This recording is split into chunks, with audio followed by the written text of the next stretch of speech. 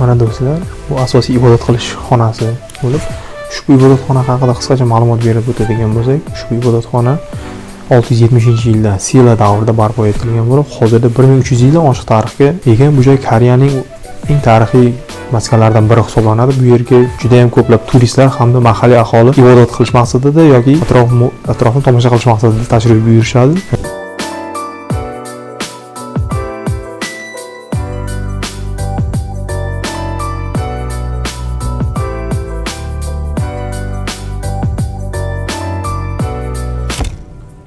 Ushbu ortimda turgan rang-barang sharlarga ilingan qog'ozlarda bu yerga tashrif buyurgan insonlar o'z ibodatlarini amalga oshirgandan keyin qalbida borki jamiki tilak istaklarini ushbu qog'ozlarga ilib, shu joyga ilib ketishadi. Ular o'ylashadi, shu bilan ularning qalbidagi niyatlar amalga oshadi. Mana orqamizda xuddi shunday amallar bajarilyapti hozirda.